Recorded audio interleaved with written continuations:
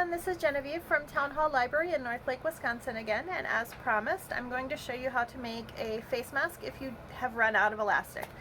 So this face mask is both a little bit more complicated but also a little bit easier. So we're going to use just 100% cotton, so whatever cotton fabric you have lying around.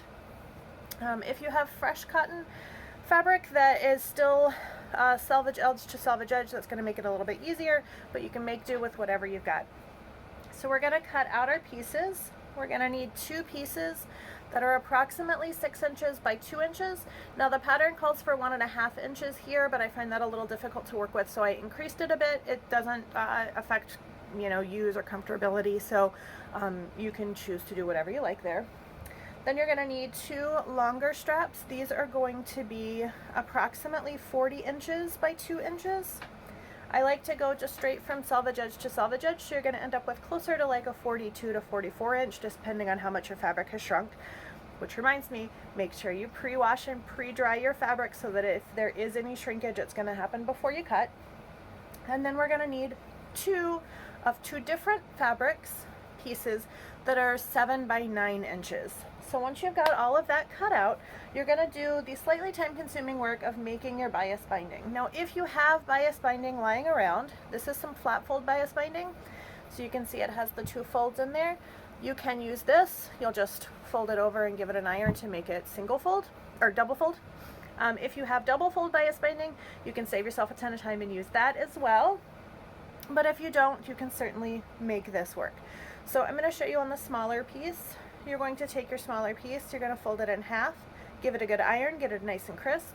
You're going to open that back up and fold one side, give that an iron. It's going to go right up there into the seam. And then we're going to fold the other one, fold it all together, and iron it down nice and flat. Alright, so that's going to keep all your seams from being frayed. Now once you've done that with both the 2 smaller pieces and the 2 longer pieces, we're going to move on to the mask itself. So you're going to take your 7 by 9 rectangle. You're going to sew them together about 1/4 inch from the edge, and that's just going to give you some stability as we work with this. You're going to make sure that they're wrong sides together, and then we're going to mark our pleats. So we're going to grab our handy dandy ruler, and you can mark these with pens. I like to just put a little mark in the seam allowance with a Sharpie.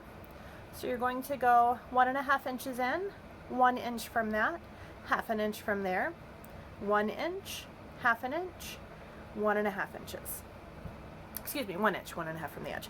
So they're going to line up here, 1.5, 1/2, and then there's an inch in the middle there. These are going to be the marks for our pleats.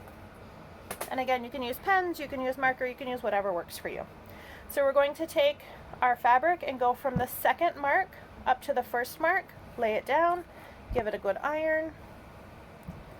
And then we're going to go from the 4th mark up to the 3rd mark. Again, give it a good iron all the way across. And then from the 6th up to the 5th, nice little iron. Now you can pin these down, clip them down, whatever you like. I like to use my little quilting clips. And I'm just going to give them 1 clip on each side. And there we go. So this is the beginning of our face mask. So you can sew this down on the sides just to give it a little bit more stability. I prefer to skip that step and just go straight into putting the bias binding on, but I have made quite a few of these now, so I've kind of got the hang of it. If you're new to it, I would suggest putting that seam in. Just makes it a little easier to handle. So we're just going to put our bias binding here, making sure that we have both of the edges up and in. And then we're going to do that on both sides with the 2 smaller pieces of binding that we made. Oops, where's my other binding? Okay. And then we're going to just sew straight across. I'm going to try and get you over to my sewing machine real quick.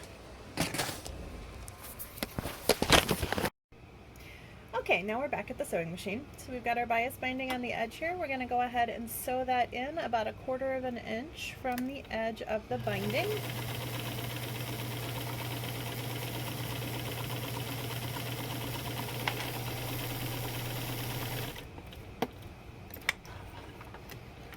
And you can see that keeps our pockets in there.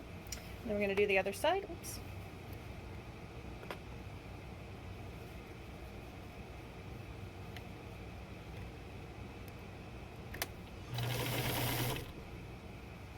And you don't need to worry about back tacking these seams because they are going to be inside of another seam, so you can just go straight across.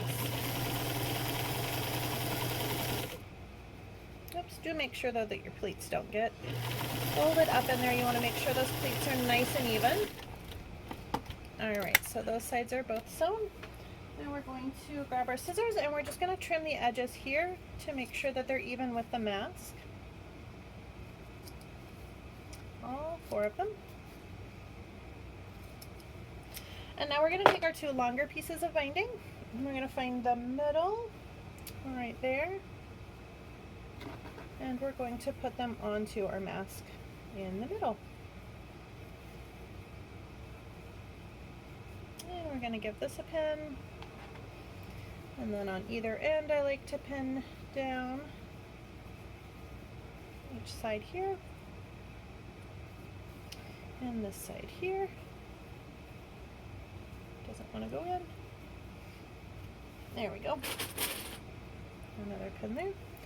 Now the ends need to be done something with as well. I like to fold mine over just a bit and then just fold them in on each other. That way we don't have any fraying at the edges. And then we're going to go ahead and just sew straight down the seam. Oh, I need to move this just a little bit, don't I? There we go. So you're going to go, this one you're going to want to do a nice scant edge, so I like to shoot for somewhere between 1/8 of an inch and 1/4 of an inch, and you are going to want to back tack these ends. They can be a little tricky to get to move because they're so tiny. And then we're going to pick it up and we're just going to go straight down.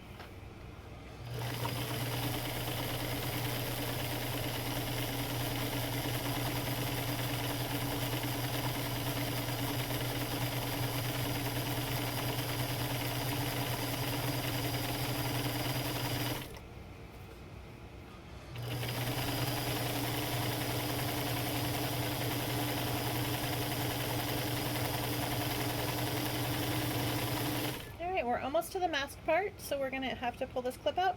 We're just going to, again, double check, make sure that's really nice and snug inside there. And then just keep going straight across.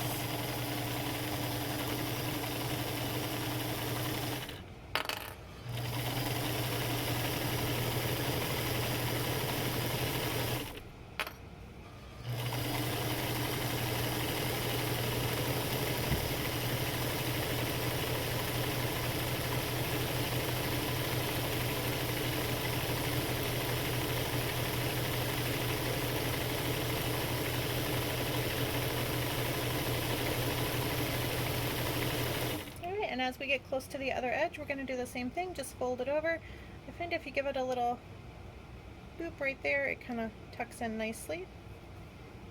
And we're going to just hold that down while we get to the edge.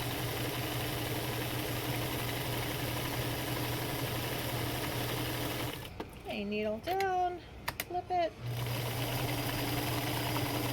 a little back and forth. Oops. And then we're going to do the exact same thing on the bottom side. I'm not going to make you watch that because it's exactly the same as the one we just did. But then there we go, we have a face mask. As I said, this one is a little bit, it's both easier and harder.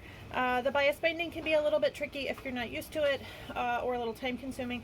And the pleats can be a little difficult if you're not used to those as well. But just go slow, you can do this. And then you'll have tons of face masks, all the ones you need and all the ones you can donate. This particular pattern is the one that is approved for Froedtert, so if you would like to donate to a hospital, they are accepting this style of mask. If you're donating anywhere else, please check their website because certain hospitals have certain requirements for the masks that they use based on how they launder them and how they use them and what they're being used with conjunction. So you, depending on if they're using the N85 face masks or if they're using one with a pocket filter or just using the cloth masks themselves. So be sure to check with them before you make stuff for donation if you're going to a municipality. Thanks, have a great day!